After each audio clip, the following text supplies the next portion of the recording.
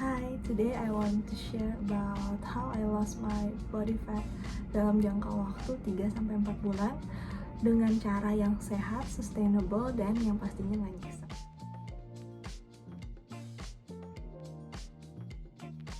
Gue jadiin pola makan sehat itu sebagai lifestyle, bukan sesuatu yang cuman sementara atau temporary. Cara pikirnya itu nggak bisa yang oh gue pengen diet selama 1 bulan, 3 bulan, tapi abis itu ketika gue udah mencapai berat badan ideal yang gue inginkan, gue bisa kembali lagi kebiasaan seperti dulu, gue bisa makan apapun yang gue suka seperti dulu lagi. Gak bisa kayak gitu cara pikirnya karena nantinya nggak akan sustainable. Apa yang gue lakukan, gue pakai prinsip 80-20 aja. 80% of the time gue akan pilih makanan yang sehat, makanan yang gue rasa baik untuk tubuh. Tapi ketika 20%-nya itu gue mengikuti apa kata hati gue. Apalagi cewek ya, kalau misalnya lagi that time of the month, kadang aduh lagi kepengen ini, lagi craving ini, lagi craving itu, nggak apa-apa sesekali kalau lagi craving ini craving itu boleh-boleh aja, asal jangan kebablasan alias lupa untuk membatasi diri. Harus ingat bahwa kita selama most of the time kita tetap harus pilih healthy choice. Jadi sesekali craving is okay, tapi nggak boleh kebablasan. Kalau misalnya bisa juga lakuin intermittent fasting. Intermittent fasting yang gue lakuin juga masih dalam jangka waktu yang nggak susah sih. Paling gue skip sarapan, langsung makan siang, langsung makan malam. Dan gue strict sama jadwal makan. Jadi jadwal makan itu bener-bener gue makan sesuai jadwal makan. Gue menghindari untuk nyemil atau makan snack diantaranya, apalagi kalau misalnya yang snacknya itu yang berat, yang kalorinya tinggi. Misalnya masih susah untuk skip sarapan, gak apa-apa, sarapan dulu aja, tapi pastiin jangan nyemil di antara jam makan. Jadi cukup sarapan, makan siang, makan malam, tapi di antara itu jangan nyemil. Apalagi nyemil keripik-keripik tapi bisa sampai sebungkus, itu tuh kelihatannya kan kecil tapi sebenarnya kalorinya tuh banyak. Nah, kalau misalnya udah mulai terbiasa dengan itu, baru pelan-pelan mulai ganti sarapannya, misalnya dengan yang lebih ringan kayak sarapan oatmeal gitu, atau sarapan buah-buahan. Kalau dari situ udah mulai bisa, sarapannya mungkin bisa di skip dulu supaya jadi intermittent fasting, lalu makan siang, makan malam. Yang kedua, namanya kita mau nurunin body fat itu udah pasti harus defisit kalori.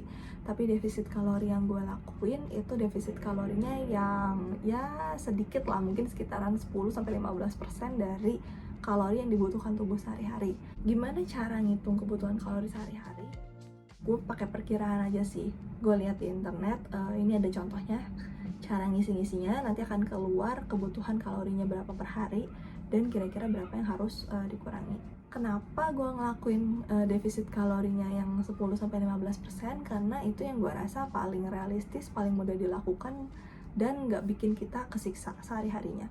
Kalau misalnya defisit kalorinya terlalu ekstrim, takutnya nanti malah gue ngerasa kurang fit pas lagi ngelakuin aktivitas sehari-hari, atau malah bisa jadi pusing, entah linglung. Ekstrimnya ada beberapa orang yang mungkin masih belum paham tentang defisit kalori dan dia hanya minum jus doang lalu pergi ke gym seharian. Nah itu bahkan sampai ada yang pingsan. Nah gue nggak mau sampai yang kayak gitu karena nggak akan sehat buat tubuh dan nggak akan sustainable juga.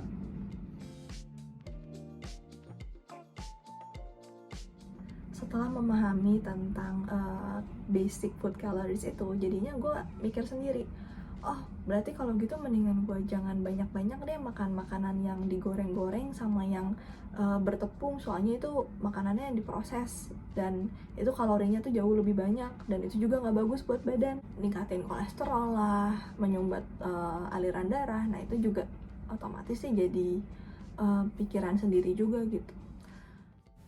Ini contoh cara gue memilih makanan berdasarkan kalorinya. Di sini ada contoh kalori beberapa jenis cake, ayam, dan minyak. Dengan kalori yang besarnya mirip, lebih baik gue utamakan untuk makan chicken breast daripada cheese pie, karena kenyangnya lebih awet. Sedangkan kalau gue makan cheese pie, gue akan masih lapar atau cepat lapar lagi dan masukin kalori lagi dari makanan lain. Untuk oil, semakin banyak oil di dalam makanan akan semakin nambah kalori. Makanya gue cukup menghindari makanan bertepung digoreng karena banyak menyerap minyak. Kalau misalnya untuk makanan gue, makanan siang, makan malam, itu gue masih makan makanan yang ya tergolong menurut gue sih biasa aja ya. Kayak misalnya nasi ayam goreng sama sambal, itu salah satu makanan favorit gue. Terus kalau nggak juga mungkin nasi sama black pepper beef, atau nasi soto, nasi sate, itu kayak normal kan. Nah, yang keempat yang gue lakuin, mulai untuk coba olahraga ringan. Minggu tuh minimal 2-3 kali. Nggak usah yang muluk-muluk harus, gue harus langsung membership gym, harus pakai PT selama berapa bulan kayak gini, enggak. Yang gue lakuin itu cuman home workout doang, dari ngeliat video di depan YouTube, depan TV. Jadi gue cuman bermodal yoga mat, terus baju workout masih seadanya. Nah, gue mulai home workout 2-3 kali seminggu. Dari situ ya mungkin kalau dibandingin baru 1 bulan ya gak akan terlalu kelihatan lah bedanya apa. Tapi kalau misalnya udah 2 bulan, 3 bulan mulai kerasa badan tuh lebih fit, lebih gak cepet capek. Terus kalau misalnya udah dibandingin side by side juga, dan itu ada hasilnya. Kadang kan banyak ya excuse-nya, aduh gue gak sempet, gue sibuk, ini itu. Cuman ya harus memang sempetin waktu sih, nggak usah lama-lama kok, 10-20 menit aja di depan TV pulang kerja sebelum mandi, itu udah ngasilin sesuatu yang luar biasa loh kalau misalnya kita rutin ngelakuinnya. Gue juga tidur cukup, sama minum air putih jangan lupa harus cukup juga. Tidur cukup itu kurang lebihnya 7-8 jam per hari. Itu kalau misalnya kita kurang dari itu, tubuh tuh kurang bisa nge-recover secara total. Karena selama kita istirahat itu tubuh kan nge-recover, jadinya untuk metabolisme juga akan jadi lebih baik kalau misalnya kita tidur lebih cukup. Jangan lupa juga untuk banyak minum air putih supaya pencernaan kita lancar. Jangan lupa juga sama buah-buahan, serat itu juga penting. Karena kalau misalnya pencernaan kita nggak lancar, itu bakal susah juga untuk kita nurunin berat badan atau body fat. Misalnya kita ingin membandingkan tubuh kita di saat sebelum dan sesudahnya juga, itu kita harus set time yang realistis. Gak bisa cuman 1 minggu, 2 minggu, 1 bulan, itu gak akan kelihatan hasil yang signifikan. Jadinya apa? Misalnya bandingin foto kita dari sebelum sesudah diet dengan jangka waktu yang terlalu singkat, jadinya tuh malah bisa jadi hilang semangat. Kadang ngerasa kok kayaknya nggak ada perubahan apa-apa ya, buat apa gue ngelakuin ini kalau misalnya badan gue tetap gitu-gitu aja. Untuk jangka waktu yang idealnya sendiri untuk ngelihat perbedaan yang cukup signifikan lah ya di foto, itu minimal ambil waktu selama 3 atau 4 bulanan barulah kelihatan. Dan kalau misalnya kita mau bandingin pun jangan hanya ngelihat dari berat badan, soalnya kalau misalnya berat badan doang itu kita kan nggak tahu sebenarnya komposisi di dalam tubuh kita tuh seperti apa. Bisa aja sebenarnya fat kita udah turun, muscle kita udah naik, tapi beratnya sama-sama aja. Lebih bagus kalau misalnya memang kita bisa punya smart scale yang bisa ngelihat komposisi otot sama lemaknya seperti apa. Tapi namanya smart scale pun ya pasti ada tingkat akurasinya sendiri, dan itu nggak benar-benar 100% akurat, tapi seenggaknya bisa kasih gambaran kurang lebih porsi body fat sama muscle mass di dalam tubuh tuh seperti apa. Tapi yang paling gampang untuk dilakukan dan paling nggak mungkin ngebohong itu ukur lingkar-lingkar tubuh.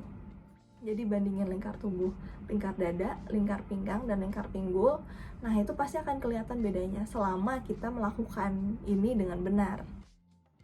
That's it. Thank you for watching. Don't forget to like, share, and subscribe if you find this useful.